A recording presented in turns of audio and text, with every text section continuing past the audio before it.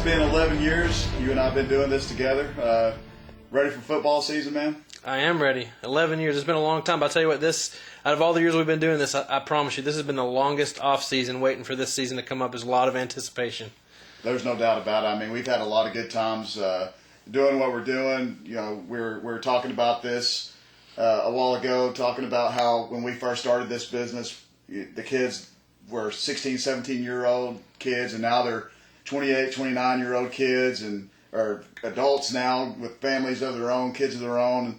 And, it's been a good time. We've seen a lot of history made at TCU over the years. And obviously the Rose Bowl year, the other year they went to the Fiesta Bowl. And obviously last year a big win in the Peach Bowl, 42-3 over Ole Miss. And expectations are riding higher than ever than the time we've covered TCU. And really for Frog fans, you always hear them say it's great to be a Frog, but right now for Frog fans, there is no greater time to be a Frog. As I said earlier, expectations obviously very high. You're coming into the season number 2 in the USA Today poll and the AP poll, but we've got a lot of stuff to talk about tonight. We're going to go over some of the future Frogs, some of their commitment performances. We had a first night of high school football and some junior college action over the weekend. And we had a chance to see some of those results, and obviously some guys put up some good performances. And we're going to go over for what's next for the commitment list. Right now we're sitting at 15 commitments in the 2016 class. Yep. And they're going to probably fill that anywhere between 22 and 25. You never can. Everyone always asks us every year, how many spots are they going to fill, and we never know. And every time, we get that question, probably more than any other question, how many are they taking this year? We'd love to give you a solid number, but there's never going to be a solid number because there's so much attrition in college football, so many variables. You never know exactly what it's going to be, but you can bet one thing, TCU will take a full class this year. And I can promise you one thing, whatever we tell you, it's going to change from the beginning to the end. So if TCU somehow has 20 spots available, and I know we have some guys that go in and critique the number of scholarships that are available each and every year, and they don't want to see TCU become one of those programs that just kicks out kids that aren't getting it done and maybe on the field. But TCU's never been one of those programs. And one thing I can tell you, and we talk about it all the time, if they have a chance to fill a complete class with 25, they're going to do everything they can to do that. But we're going to talk a little bit about that, and we're going to get into some of the thoughts that we've had from talking with Coach P and going out there and talking to him about fall camp and some of the positions that were some big needs to fill, especially on the defensive side of the ball coming into this season. And we're going to talk Minnesota, man. We only got, 4 days? 4 days before the nationally televised game on the road against Minnesota. They're expecting big things up there in Minneapolis, so with that, let's break right into some of these commitment performances, man. We had a great week of high school football, and, man, I tell you what, high school football to me is like Christmas because the anticipation and just going out and seeing small towns fill up stands. You got cities with population of 1,500, but somehow or another they got 2,000 people in the stands, and everything shuts down. But another great week for the Frogs, and as always, every year TCU commitments put on some pretty big performances, and that's kind of just TCU having a good ability to evaluate and recruit good players that are obviously good on the field and good in the classroom, but man, they just get it done on the football field, don't they? They do, man. There's a lot of fun games, and I'm sure some of you guys tuned in. Maybe not a TCU commitment school right now, but some of you guys may have caught the De La Salle game with Trinity.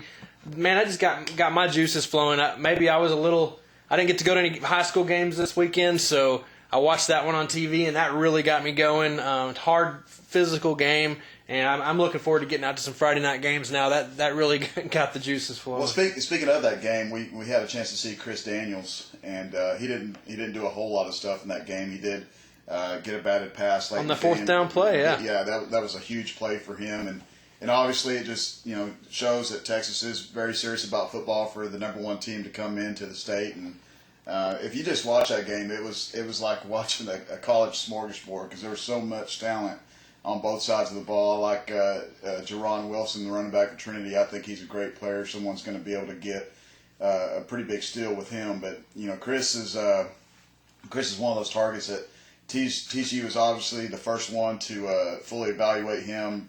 I saw him last summer, 2 summers ago actually, out in Plano, where he ran a 4.80 as a 290-pound defensive tackle. So obviously Frog's still looking at him a little bit, but let's get right back into some of these performances. If you look at some of those guys, the guy that sticks out to me the most, probably over the weekend, had to be Rashad Paul.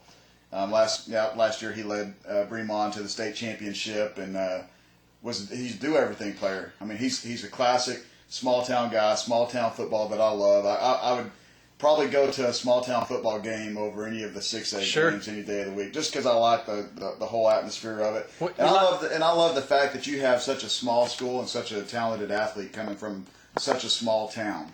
I mean, there's just something about, you're going through a town with one stoplight or one stop sign, and you know that there's a great football talent that lives down the street, and you're just kind of interested to see what his future's going to have in store for him. But, I was pretty impressed with Rashad. He goes out there and leads Bremond to a 66-14 win over Herney, however you want to pronounce it. I go through there all the time for the state 7-on-7 tournament, but he had a really good game. Counted for 4 touchdowns. Intercepted the pass on defense. That's what he's going to play at the next level at TCU. Maybe. I mean, we never know. He could be one of those guys that. He's a versatile kid. Yeah. I mean, he could do a lot of things for you. Special teams, defensive back, receiver. There's no telling him. You want the ball in his hands, but he's just one of those guys. It might be hard to keep Patterson to keep him off the defense. I'm telling you. Well, let me correct it. He accounted for 5 touchdowns, and he had 12 tackles on defense and intercepted the pass. But another big night had to be your guy Travion Williams. Yeah, that's one I wanted to talk about. I mean, he didn't get a ton of carries. He carried the ball 9 times. And those 9 carries, he had 92 yards and 2 touchdowns. He also caught 4 passes for 83 yards. Included in that was a 56-yard touchdown. And to top off the night, how about a 90-yard kickoff return for a touchdown? The kid is just flat out electric. And that was after they were already winning big over Tomball, I think is how you pronounce it. But the guys down in Houston will correct me if I'm wrong. But that's just it kind of reminded me of I can't remember the returner's name for TCU now. After they were playing SMU and they were leading, I think it was 62-0. SMU finally scored, and the guy for TCU returned it 107 yards. Was it LaTerrence Dunbar? Was it? I can't remember. I can't remember. But anyway, Travion, after the other team scores, he goes off for a 90-yard kickoff return late in the game, and just shows the win. Just think about with this offense now and those kind of weapons. I mean, think about what Travion Williams will be in this TCU offense. I mean, that's a scary thought. And he's one of those guys that you want to see in space with the ball in his hands, and he's going to be a lot of fun to watch in the future. Another guy that had a big night was pretty much the TCU fan favorite, Brennan Wooten. Wooten goes out there. It's playing his first game ever for San Angelo Central. Could Central get any luckier? Not only did they get Brennan down there, they get his younger brother, who's going to be a good receiver. He's already got an SMU offer. But then they get another transfer and a running back, another guy from Marble Falls. His last name's Manning. He's a 2017 kid. But, Central goes on to win 42-0 over Del Rio. And that's a good-looking Central squad. I mean, they're going to be a tough out for anybody. If they can get their defense put together, it's going to be a good year for them. And they play in a tough district. They play against Abilene, Odessa Permian. So you got that classic West Texas district. It's going to be a good test for Brennan. But he completes 25 of 40, 316, and 4 scores in only 3 quarters. If he stays in there the whole game, he probably tosses for over 400 and probably tosses another couple scores. If you guys saw the highlights that Jeremy posted attached to the story on Horned Frog Blitz, you can really see how Brennan has matured as a quarterback. He moves in the pocket effortlessly. When the pressure gets to him, he just slides up in the pocket really smooth, delivers the ball on the money. Looks like his arm has gotten stronger since last year. You can tell all the work that he's put in is really paying off. And he's a kid that I've been really high on the whole time, and I love his work ethic. And I still think he's underrated by all the different sites. But he's a kid that would be really, really good in this offense, and I'm looking forward to seeing what he can do. A couple guys that had some rough nights first week of action. not necessarily that they individually had some rough nights, but Manville loses a heartbreaker to Spring Westfield, Tyree Cleveland, and those guys, 29-26. How about Shaywo? Those guys ran into the Katy buzzsaw. Yeah. I mean, I don't think Shaywo had much to do with that. He did have an interception, but you got to look at De'Eric King from Manville. He goes out there and gets it done. I know a lot of people are, we talked about Brendan Wooten, but you also got to mention King as one of those guys that will have a chance to come in and play quarterback. TCU's told him that, but I just look at him and, I love the kid's ability. He reminds me a lot of Desmond White and the way he performed at DeSoto. He's just one of those kids where you see time and time again, no matter how big he is, he's going to get the job done. And he really did have a good game against Westfield. He threw for 229 and 2 touchdowns, and he also had 2 touchdowns on the ground. And Manville actually got over 400 yards. They had almost 450 yards of offense, but when you look at it, a 29-26 game, you're losing a heartbreaker to one of the best teams in the Houston area. But what does that tell you about Westfield's team? I mean, you look how loaded that Manville team is. I mean, that's a team that could still win a state championship. But Westfield, man, those guys are just loaded too. There's so much talent in the Houston area. There is every year. And the Frogs are really, really in on a lot of that talent this year. So you're watching a little closer this year than maybe some years past. But it really is good to see the level of kids that TCU's picking up out of the Houston area. The one guy that a lot of eyes were going to be on, obviously, a lot of people went out there actually on Friday night, was Denton Geyer and Sean Robinson versus Allen. And Allen's obviously reopened the stadium. They got everything fixed, which you hope they would get done after spending $60 million on it, and no telling how much they had to spend fixing that thing. But anyway, to the gridiron, Sean didn't have a great night starting out. I mean, he struggled. I mean, it's probably his worst game as a varsity starter. And it just goes to show what kind of talent Allen has year in and year out. They just reload. And what does it say when their quarterback who transferred in from Minnesota, Seth Green, who's committed to Oregon, is the backup? Yeah, I mean that's scary. Yeah, so that just shows you what kind of talent they have over there. But Sean, he struggled on the night throwing the football. Only completed 7 of 22 for 75. Threw an interception. Obviously, he ran the ball pretty well, rushed for 158 yards and scored a 55-yard touchdown run. But you got to be pretty excited if you saw some of the clips. He's got great mobility. He's a big kid.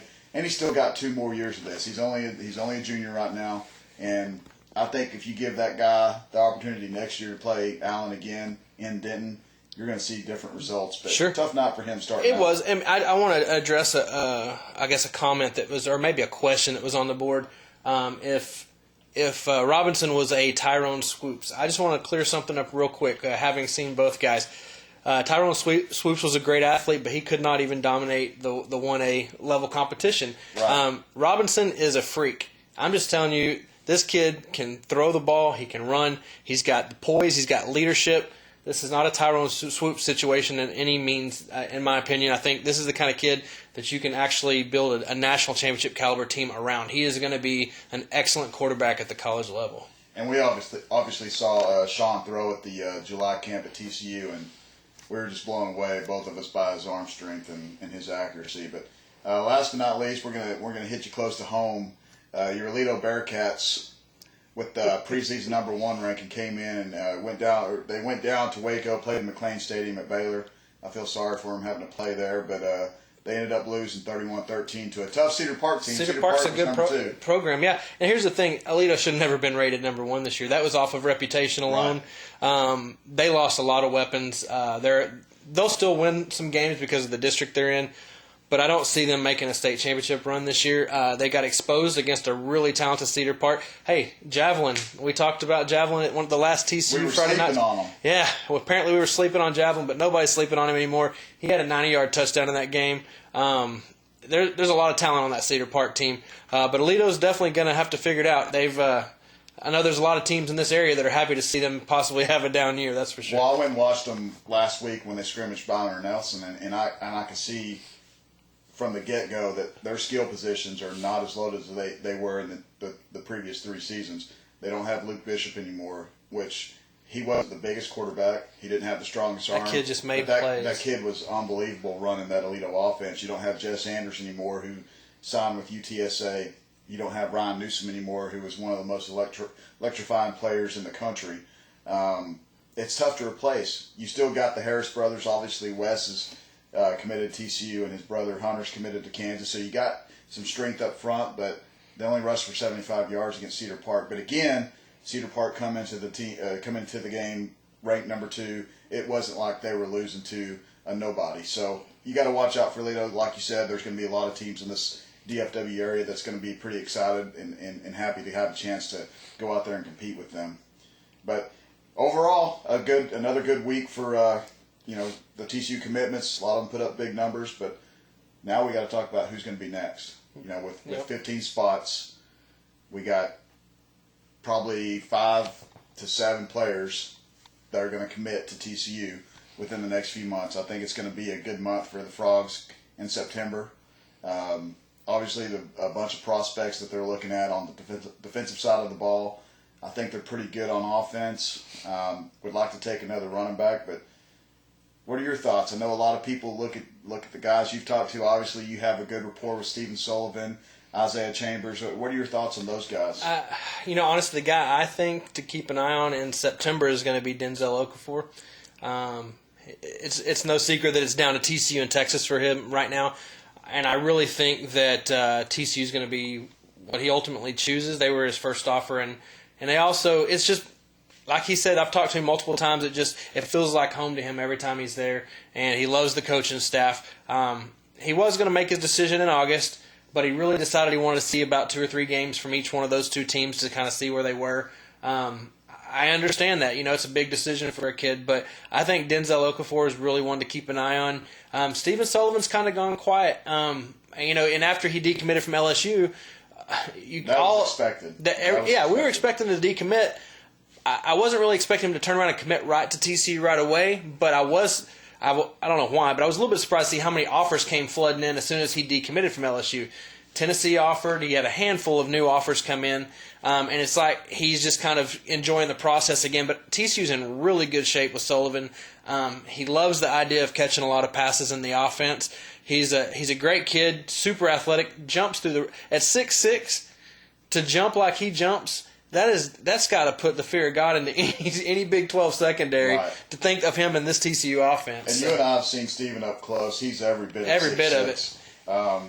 As big as Jason Morrow was in high school, Stephen's every bit as big as Jace was. And for him to be 6'6" and keep his weight around 230, 235, and him being able to move as well as he does, he would be a huge gift. That's been another question about it, is he really 230? People look at pictures of him and say, he looks kind of skinny. Well, you see him up close, he's very sturdy built. He's not a skinny kid. He's built well. He's every bit of 230, and he's a tough matchup for any linebacker or safety he'd go against.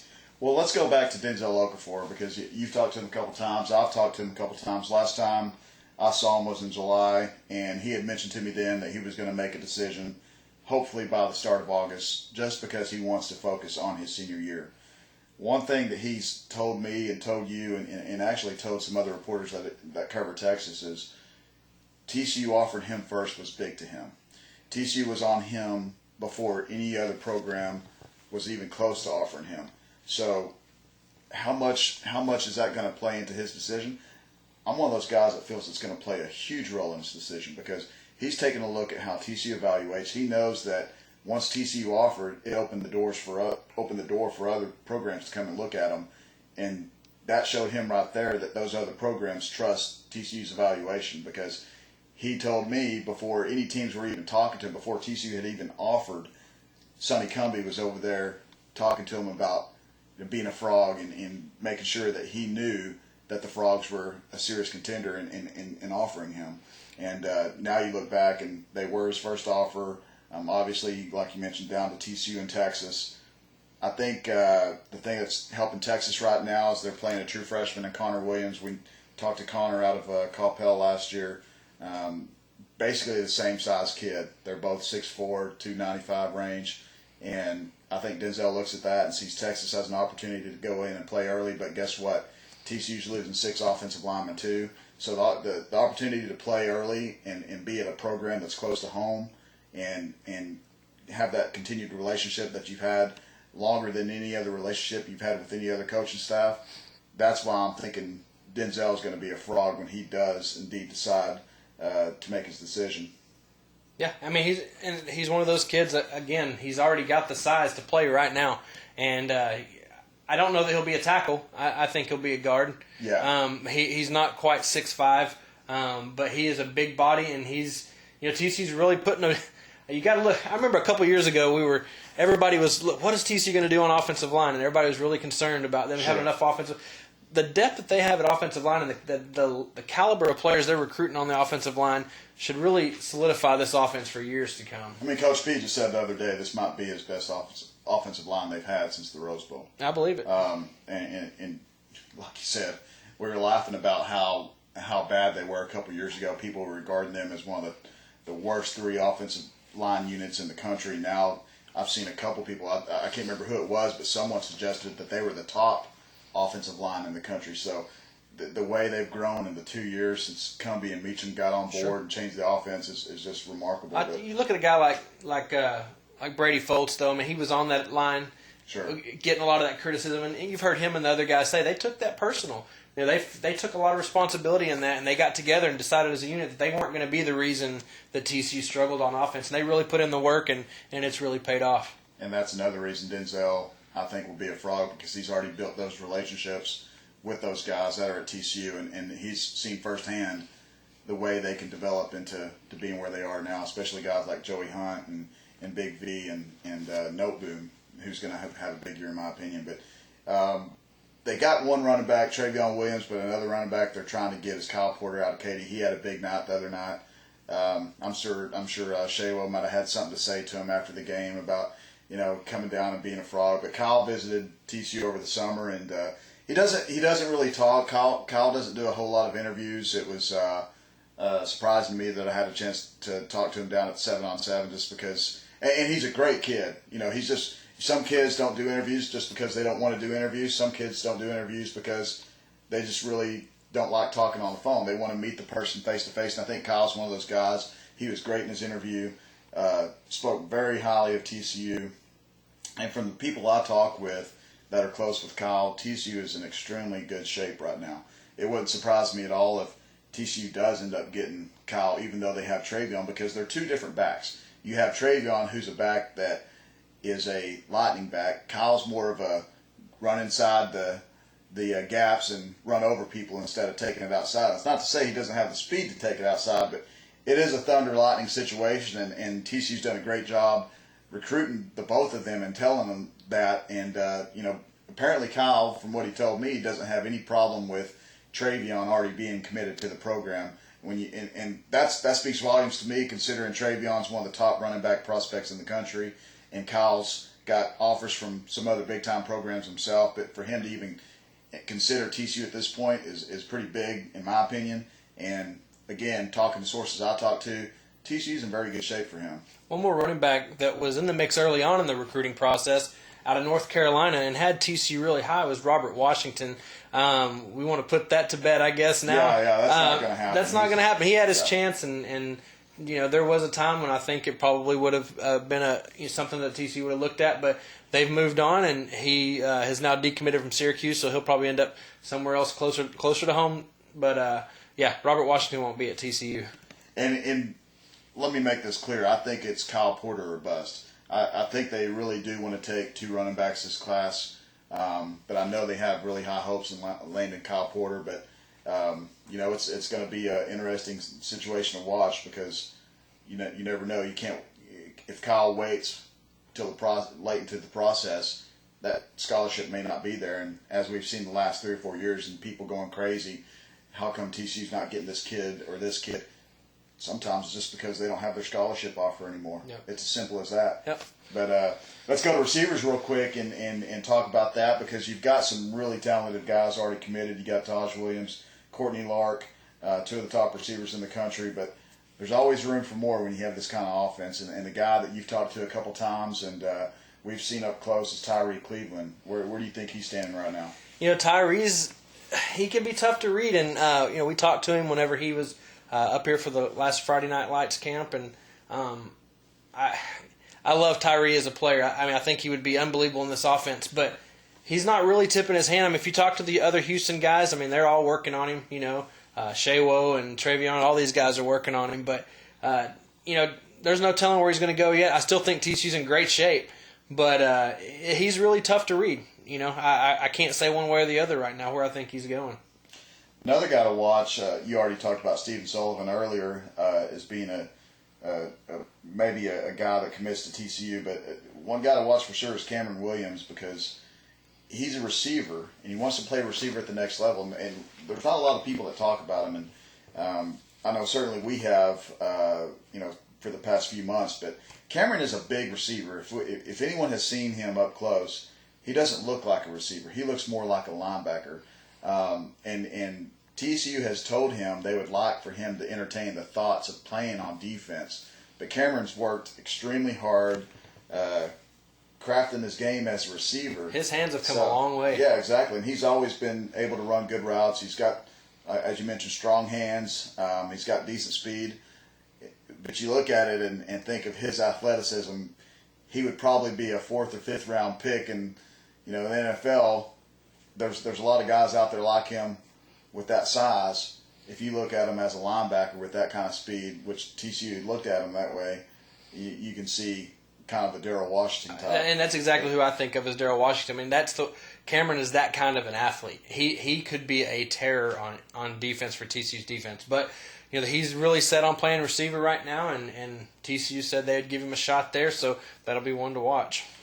Yeah, and that him playing receiver, that was big for him, but that was something that they wanted to make clear to him the last camp they had, that they were definitely recruiting him as a receiver now.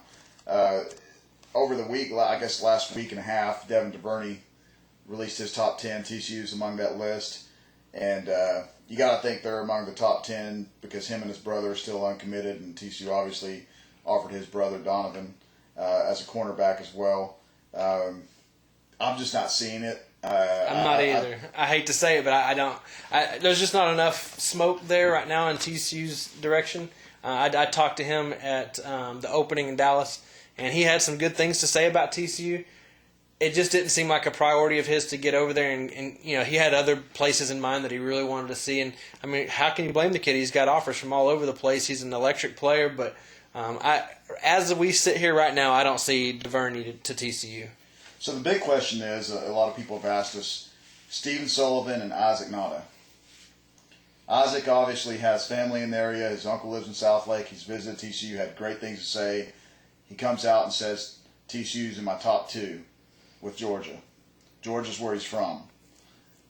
How serious is this TCU interest? Do you think it's legitimate? Absolutely it's legitimate, but I think he ends up at Georgia. That's just my opinion right now. Having talked to him, he's very, very high on the Frogs. He loves the idea of all the things that they tell him they want him to do in their offense. Like you said, he has family here locally, and it's very genuine interest. But Georgia's going to be tough to beat. But I could see him ending up here. But it'd be tough to beat Georgia. And we talked about would they take Nauta and Sullivan?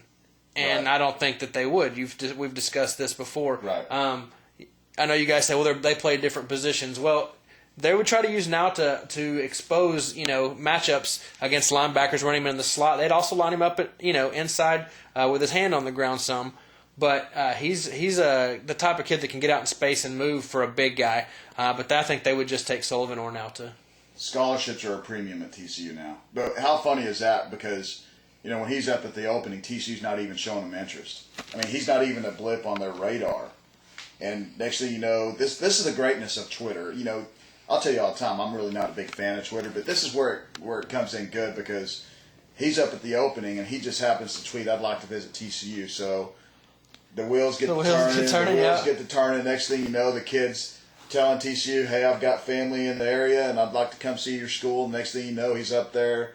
They love him. He gets an offer. They watch the film. But, man, talk about a crazy turn of events in a span of just a few days where no one's talking about him. And everyone was on the board talking about, asking us, where did this guy come from? How come we didn't know it? It literally, hit the coaches just like it did us. It was just completely by surprise. Out of the blue. And when you have a top prospect in the country tweeting about your school, you'd be a fool not to try to reach out to them or get one of your recruits that are up there at the opening to say, hey, tell them to give us a call. But and guys, get used to this. I mean, this is the new norm. I mean, you're going to see this every year going forward. They're going to be battling all the top programs in the country for these 5-star kids, and that's going to become the norm. I know we always thought, we asked the same question forever, when is TCU going to get their first 5-star? And they finally did with Robinson. But I think the days of picking up 1, 2, 3, 4 stars in a class is over. You're going to be seeing 7, 8, 9, 10, 12, and plus 5 stars mixed in with that. So obviously, as we all know, the stars don't mean anything to Gary Patterson. That kid's going to have to earn a spot whenever he steps on the field. Doesn't matter if he's a 2-star or 5-star. Exactly. So he's going to – but don't get me wrong. TCU does want those 4- and 5-star players if they're the guys, when they evaluate them, that fits their needs. We're going to run through this pretty quick. They've got 3 offensive linemen committed right now. We obviously talked about Denzel Okafor a little bit. Another guy that they're having some serious consideration with is – oddly enough, out of Connecticut, Lucas Nying. He's going to visit for TCU. He's got an official visit. He's got the Frogs in their top 5. Defensive line, real quick, Tremunda Moore. He's more of an offensive line and defensive line, but we saw him at the camp in July. He was extremely talented, 6'6", legit 6'6". Now he's blown up. Yeah, that kid has got a ton of offers here lately, and it's well deserved. I mean, he was a kid no one was really talking about last year. TCU was on him very early. Didn't offer, but they were kind of always in his ear, telling him just to be patient. And obviously, he's got a lot of attention now. Got an offer from Bama, but he's definitely a kid that I know the Frogs would love to have on offense. But switching over to defensive end, obviously Isaiah Chambers is a guy you talk about. Justin Matabuki. They just got a commitment from Matt Boson, the kid out of Long Beach that played at Boise State. You got Gary Overshone. You got Matt Boson. You want to take at least a couple more after losing 3 defensive ends from the senior class. And Isaiah Chambers is one of those guys that is a good prospect at defensive end, but he could also slide down inside and play some 3-tech. I mean, he's 260 right now, but he's an athletic 260. And if you guys know anything about Gary Patterson, which I know you do, he likes those big body guys that can put on 30 more pounds and spin down to the inside. But that's the thing. Isaiah can play either one, and he could be dominant at either one. Mm-hmm. And I think right now, as it stands right now, I think TCU looks at Isaiah as the number 1 choice left on the board. I think that's the guy they'd like to have more than anybody. Sam Martin's another guy out of Louisiana. If you want me to tell you he's a commit, I can't do that. But what's the famous saying? I can neither confirm nor deny. I'll just say that TCU's chances for Martin are extremely high right now. Kid loves everything about TCU. Wanted to delay his decision a little bit. His parents wanted him to make sure he's fully evaluating every program to its fullest. But let it be known, when he did show up for his announcement that got pushed back, he was wearing all TCU gear. So right. If that tells you anything. There's a lot of kids that have offers from the Frogs right now defensively on the line at Trevez Moore. You've got another guy, Andre Anthony. He's committed to LSU, but Frogs are still looking at him a little bit. Probably the best name I've seen all year, Antonius Clayton. He got an offer a couple weeks ago. One of the top defensive ends out of Georgia. Obviously a top 10 defensive end in the country on our 247 Sports Composite. But yeah, I mean they've got some good targets, and as we mentioned before, Justin Matabuki. You talk about a guy who can play either outside or inside. He's another one of those guys. He's just a beast. I mean he's a man among boys. Wherever he lines up, he's going to dominate. Just look at the neck on that kid. Look at the neck on that kid. I mean, he carries 250 easily right now. I mean, he'll be 275 with no problem. He's one of those guys I've seen other guys, other knuckleheads like ourselves that go up when they talk to the kid, the recorder's shaking because their hands are so nervous to interviewing the kid because he's just so imposing. But obviously we talked about Chris earlier in the show and kind of where he stands. And Amani Bledsoe is a Kansas guy. Obviously, you have a little bit of connection with Coach P being from Kansas, and his nickname is Moose. So that tells you what you need to know about Amani Bledsoe. He's obviously one of the top players in Kansas out of Lawrence. But, a few more spots defensively. You have guys like Trayvon Mullen, cornerback, top 5 cornerback in the country, who's got TCU among his favorites. I do think he will visit this fall. That's a loaded Coconut Creek team he's on there in Florida, too. Yeah. Along with Victor. What's Victor's last name? I'm drawing a blank, the receiver. Benjamin Victor. Yeah. That's a loaded team out there. And Trayvon's, Mullins is probably the most athletic kid on that team. So that would be a great, just to get him to come in for a visit would be great. And you know what everybody says, you get him on campus, you have a chance. Jordan Fuller's a guy that we talked about a couple weeks ago. Dad Bart played for TCU in the late 80s. His older brother was recruited by TCU, and Devin Fuller, they tried to tell him, hey, we're going to recruit you as an athlete. UCLA told me he'd play quarterback, and once he got there, he got put in the receiver locker room. So he's still doing well out there at UCLA. He's made an impact at receiver, but Jordan is obviously one of the top safeties in the nation. Good size. He's bigger than Devin. And they really loved the visit, loved everything about Fort Worth. And obviously when you have a guy whose father played at TCU, hopefully that helps out a little bit. Didn't help out too much with Devin, but hopefully it helps out with the younger Fuller this time around. But still a lot of guys that we don't even have enough time to go through. But it's going to be the next few months are going to be fun to watch, especially if TCU continues to have the success that they've had, especially last year, where they picked up several commitments during the season. So if they have another great year and start off the year with a bang, then I can see more commitments happen any time. I want to throw one quick note in before we go any further, real quick, on a committed kid. Keyshawn Somerville, the cornerback out of Pflugerville, I had a chance to talk to him today. He is okay. He had a stinger. There was a little bit of a scare. Thought it might be a neck injury. He said it was a stinger. It's just precautionary right now. They're going to keep him out maybe this week. He wants to play this week, but they're just evaluating and making sure everything's good. He said he feels 100%. So good news to Frog fans out there. He wanted to say thank you for all the thoughts and the prayers, and he appreciates all the support. He said he loves the Frog fam, so he's good to go. All right. Well, we recapped what's up next for commitments, what our thoughts are, and I can't even say thoughts now. But anyway, we're going to talk a little bit of Frog football now. We're going to talk into what we've learned from camp and going forward and what we expect to see when they go up and take the field 4 days from now. But the biggest question coming into fall camp is linebackers. Obviously, when you have to replace 2 guys who collected 228 total tackles, it's not going to be easy.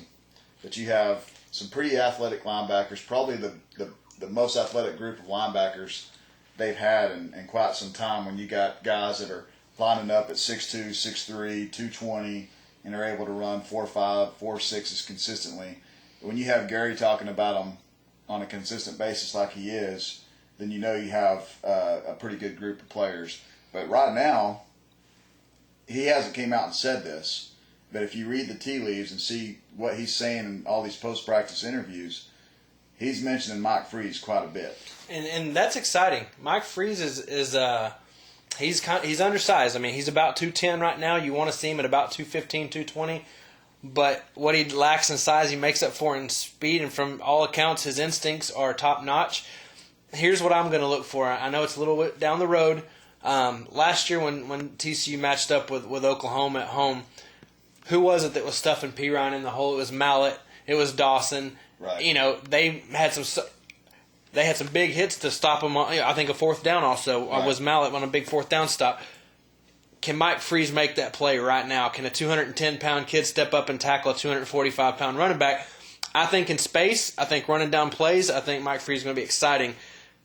Oklahoma, I think, is going to be a really big test for the young linebackers to see if they can step up and take on the big running back. But another thing to keep in mind, they do have the new offense. They're going to be spreading out a little bit more this year. So we might not see P. Ryan 30 times. But, we'll see. I mean, I think Mike Freeze has a ton of upside. He's going to be really fun to watch. And that's the big thing Coach P was talking to the media about for his linebackers is they're able to do some great things in space. He knows they can run with the slot receivers in the Big 12. His big thing is when they got the big backs running at them and the big offensive linemen's coming at them, will they be able to stick their heads in there and stop the play? And they're probably going to get a good test this week against Minnesota because Minnesota's a smash-mouth football team. They want to run the football. They've got big offensive linemen. So we'll see real early how well Mike's going to be able to adapt going from basically his junior year in high school because he didn't even play last year at Weatherford. He did play in the spring, which obviously helped him right now. But we're talking about a guy that has a chance to start as a true freshman at linebacker. And Coach P has never had one of those guys start as a true freshman. Now, we do remember Tanner Brock playing, but he didn't start. So if you're coming in as a true freshman and you're starting under Gary Patterson on defense, you've got a good player. But even if he doesn't start, and it's Sammy Douglas and Ty Summers, you still got two like athletic. The athleticism, yeah. All those guys. I mean, there's not a guy in that bunch that's not athletic, that can't run. And Coach Patterson was saying this last year. The guys coming in behind Dawson and Mallett are faster and more athletic. We're going to find out if they've got the same instincts, and that's what it's going to come down to. And another guy that Coach P has been real high on the last few weeks is Montrell Wilson. And here's another classic find when you're finding a guy that even Mike played safety at Graham, and they just knew that he was going to be able to play linebacker because he could add the weight. Montrell's another guy that he's obviously added some weight. He's an athletic kid, 6'2", 6'3", can run just like all the rest of them. And he actually got some reps with the first team, and you gotta think, man, how crazy would it be to see two true freshmen getting a lot of playing time for TCU at linebacker, and just imagine if they could get through this season, which is a great time for them to get out there and learn defense when you have an offense that has 10 starters coming back, and that offense is going to score anywhere between, you want to hope, 30 to 40 points a game. And how great is that for them to be able to learn and be able to say, if we can hold this team to at least 4 touchdowns, I trust my offense to go out and score 5 touchdowns. But good learning experience they're about to have. Well, make no mistake, I think that the offense is going to have to carry the team early. But I think by the second or third game that these young guys on defense get enough reps, I think they'll start to gel. Right. You see it with Coach Patterson, coach defenses all the time. He won't accept anything less. And so if you're going to be on the field for his defense, whether you're a young guy or a veteran, you're going to know your assignment. And it may take these young guys 2 or 3 games to really gel, but I feel very confident that the TCU offense can carry them until these guys catch up to speed. And one thing we've learned, as long as Gary Patterson's the head coach and defensive coordinator for TCU, they're always going to have somewhat of a successful defensive unit. Even when they joined the Big 12 3 years ago, they didn't have the success they wanted to in conference, but at the end of the year, guess what? TCU's leading the conference in total defense their first year, and that's a year where they were replacing 2 or 3 starters off a pretty talented offense, defense from the previous year, and no one knew who Paul Dawson was. Sam Carter was beat up left and right the year before. Jason didn't have a very good year the year before, so if you give Gary Patterson a chance to coach up his players, they're going to be successful. And he said the other day, when they're running to the right spots, not just as linebackers, but his defense as a whole, they have a chance to be the fastest team they've had since the Rose Bowl year, or even faster. Maybe even the fastest team he's ever had at TCU since he's been there. That's saying something. Exactly. But we've talked about linebackers long enough. There's obviously some other holes they got to fill. 2 of them are at safety, Sam Carter and Chris Hackett. How do you replace those 2 guys? I'm not worried about safety one bit. But I know Sam Carter's your best friend because every time y'all see each other, it's like a hug fest. And I love Sam. Sam's a great guy, and he's going to be hard to replace because he was a coach on the field. he had some physical limitations with speed, but he made up for it by knowing where to be. He knew where every guy on the field was supposed to be. He was a huge asset to the defense, and he's going to be missed. But man, I'm excited about these safeties. I'm excited about George Iloka. I'm excited about Denzel Johnson. I can't wait to see Traven Howard.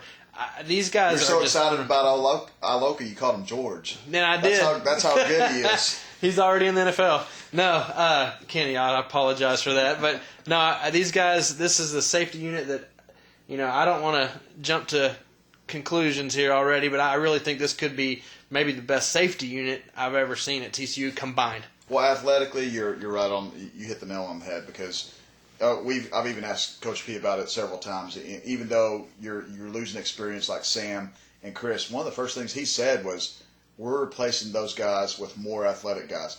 That doesn't mean that they're going to go out there and be ball players. We've all seen guys that are camp warriors that are not good ball players. The good thing is Denzel Johnson is coming in for Sam. He's been playing the last 2 years, been tremendous on special teams. He's been good in his limited time on the field backing up Sam. He's made some big plays. Kenny Iloka is a guy that everyone had such high expectations for last year. A lot of people thought he would have a chance to come in and beat Chris Hackett right off the bat. Chris obviously proved to have the upper hand in that, and obviously went on to have a great junior season. I think he left a little too early, but that's for another time. But Chris wasn't the fastest guy, but the thing about Chris was he knew where the football was going. He had great reaction speed. Ball hawk. Saved a lot of games, and obviously came up with a big interception in the Kansas game. But when you got a guy like Kenny Iloka, he's faster than Chris. He's had a pretty good fall camp by all accounts. He's a big kid too. He's a big physical kid. He is a big kid. He looks like he's added weight to me in the time that they had the open practice. But when you're replacing those with those two guys, Denzel Johnson and Kenny Iloka, and backing up Denzel is Traven Howard, which is another guy who was a track guy in high school, ran like a 21.4 200, and is a big athletic kid. And then backing up Kenny is Isahaku, the best name on the team. And what another classic find. The guy is committed to Georgia State late in the process, and he gets to TCU finds him, gets up to TCU, and now he's Denzel Johnson from Gainesville. Yeah. I mean, who else was it? UTSA. I mean, that was his only other offer. For anyone that says that TCU doesn't recruit the way they did back in the Mountain West days, they're always going to leave maybe 2 or 3 of those spots for guys that are just bring your lunch pail to work type guys. The guys that are quarterbacks for their football team that just are tremendous athletes that people are sleeping on, and that's their mantra, man. That's what they do. But moving quickly over to corner, I think Nick Orr is going to start at corner. That's not Coach P telling me this. I just think Nick Orr is going to start because if you listen to what he's telling us, again, Nick Orr's been playing over there. He's going to have a chance to switch back to free safety. He's not going to beat out Derek Kindred at free safety. So Nick is an extremely smart player. He's athletic. I think it's going to be, Nick Orr and Ranthony Tejada. I haven't heard one thing about Ranthony Tejada this whole fall. So what does that tell you? That tells me that he's been pretty good. If we hear a bunch of Ranthony Tejada, that tells me he's been pretty bad. The day we were out there and we saw the open practice, he had a couple good breakups. He's still not very big, but he spent some time in the weight room. He's still going to get picked on, and he's got some big receivers to cover against Minnesota. He's obviously got some big receivers to cover in the Big 12, but Nick Orr and Ranthony aren't going to be the 2 biggest corners, but they're very shifty, they're very fast, and they're smart players. Well, I agree with you. I think Orr will start, but the good thing is whenever he needs a break, I mean, Corey O'Mealy looks to me like a guy that's ready to step up and take that next step too. So what looks like it may be a weakness or maybe an unknown, you've got a couple of guys there that could step in and do the job, and I think they would do a very good job. Torrance Mosley's another guy that got some playing time last year that actually I believe he was starting at corner in the spring game. So he was obviously trusted enough to get some good playing time in the spring. He was banged up a little bit this fall, so I don't think he's gotten as many reps. Julius Lewis is a true freshman. He's the guy that I know Coach P has been high on ever since they saw him last summer in the camp when he ran a 4.33 40 and something like a 3.9 shuttle. and he's a big kid. The kid's gotten. If you haven't seen him lately, he's gotten taller. He's added some weight. He was probably about 5'10" at Mansfield. He looks about 5'11", 6 foot now, and he's got some muscle to him. And he can fly. And he can fly, absolutely. And he's one of those guys that when Gary talks about him and he's speaking volumes about him, even when he's injured, not competing, you know you got something special. But he's worked a lot with the twos. I know a lot of people are going to ask about Deshaun Raymond. Where's he at? Deshaun's coming along a little bit slower than maybe what people expected. He's been hampered by some injuries. But, man, you just go out there and see how physical he is. He's a big corner. I can see, matter of fact, I can see if Deshaun doesn't work out at corner, he can slide Grow over to into safety. safety. Or, he's athletic enough and wants to be out there on the field making plays. I think he will get a chance to make some plays. I think he's going to redshirt this year, but it's going to be interesting to watch. If they're able to redshirt him, I think that would benefit him and TCU in the long run. I think he does need a year in the weight room. I think he needs another year, full year in the program to really learn everything. Right. If they are able to redshirt him, I think that's a win-win for both sides. And another guy that was one of your favorites, Chucky Hunter. They got to find a replacement for Chucky. Obviously, Chris Bradley had a big game against Ole Miss. And you got Davion Pearson and you got an experienced defensive line that are coming back with James McFarland and Mike Tua'ua, Terrell Lathan. Aaron Curry's coming over. Josh Carraway. And you got Aaron Curry, as you mentioned, the Nebraska transfer. It's an experienced defensive line. Probably the most experienced defensive line I've ever seen them have. And we've been following TCU football a long time. When you have the ability to rotate 10 to 11 players along defensive line, that's saying something, and that's what they got right now. But Chris is probably going to end up starting. Again, no one's telling me that. I just making a bold prediction. He's a nightmare for offensive linemen. I mean, I don't think he's maybe 265, 270 right now, if that. Mm-hmm. But the kid he's so hard to block. He's quick. He gets around the blocks before these guys even know what hits him. Here's one, I haven't got to see as much as Jeremy has in camp. I'm interested to see Casey McDermott vie this year. I mean, he's put on a lot of weight. He's almost 280. He's one of those guys that can play on the end or spin down inside, and he's a big physical kid. I'm really excited about him and L.J. Collier, a couple of redshirt freshman guys that could really make some noise. L.J. Collier is one of those guys that I would say put on the front of the bus, let him get off the bus first, because he just has that. He's just massive, and another one of my favorite players because he comes from a no stoplight town in Monday, Texas. I mean, they may have a stoplight, I don't know, but all I know is that it's a small town, and to know a kid like that came from that small town, my gosh. But, a lot of these players, they're replacing, obviously questions at linebacker, safety, corner, some on the defensive line, but we're all going to see it this Thursday. We're all going to see it up close. We'll find out. They're going to get a chance to hit someone else. Minnesota's ready for this. No, Minnesota's ready. This is a game that last year was a relatively close game, 37. TCU probably could have scored more. I think, obviously a lot of people know about Coach P and Jerry Kill's relationship, and, people were teasing Coach P about not wanting to run up the score because that was his best friend out over there. But, I got to give credit to Minnesota. They played well, and there's a couple plays where they were in the right position where if they make the play, then it's not a 37 game. I mean, who would have thought Josh Dotson would have made that tremendous catch in the end zone the way he did? Yeah. The cornerback had perfect coverage on him. That was just an unreal play. And that'll be one of those plays that you remember for the rest of your life. It was just one of those, especially for last year, such a big year, that was a signature moment. But I'll tell you what, Minnesota lost David Cobb. They lost Max Williams. That's two of their big offensive weapons.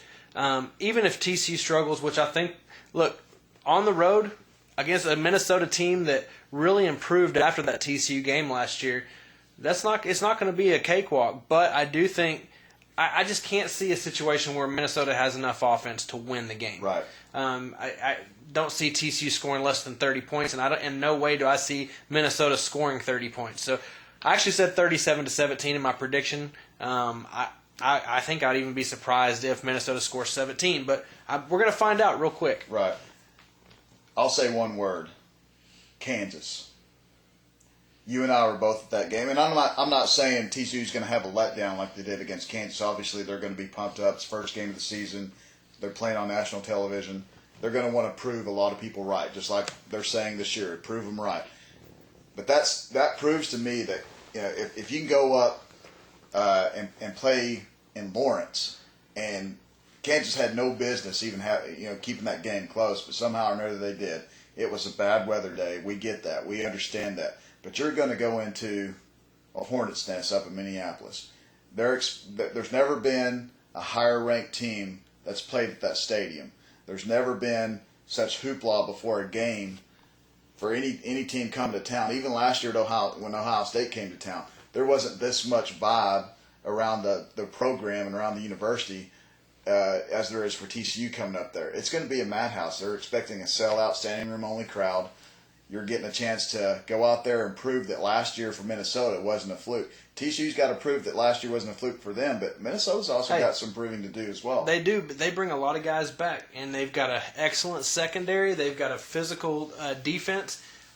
I just don't, like I said, I just don't see them scoring enough points to win. Right. But I do think that TCU will know they've been in a football game by the time they leave there. And I agree with you. I think it's going to be tough for them early on. I could be wrong. I mean, we both could be wrong. TCU can go out there and score on their first 3 possessions and then coast to a victory and take all their starters out by the third quarter. I don't know, but I do know this. Football's a funny game. You can't just look at the X's and O's on paper and look at the stats. We do know Minnesota's a tough team. They're a well-coached team. And Jerry, very well coached. Listen to Jerry Kill talk right now. Coach Kill is very confident about his football team. And, there's something to be said for that. I mean, those kids play hard for him. There's a lot of chess going on right now between him and Coach P. Neither one of them are releasing their depth charts. If you ask Coach P right now who his backup is at X position, he's not going to tell you because Minnesota hasn't released their depth chart. And he's not doing that because he doesn't want Gary to know. He's not going to let his best friend know how to prepare for them. They always have their ways to prepare. Just listen to Coach P. He's always going to have a way to prepare. But you're right, Minnesota does return a great secondary. They were 18th in the nation last year in pass defense, and they got a big secondary. This is a secondary that is 6'1", 6'2", 6 foot, 5'10". They've got experience. They return everyone back from that secondary from a year ago. Good defense. Cody Pooch, remember him? He came down for a visit, was down to TCU in Minnesota, and one other school chose Minnesota. He's going to make an impact for them this year. Mitch Leidner's the quarterback again. He struggled last year. He's 12-26, 3 interceptions against TCU last year.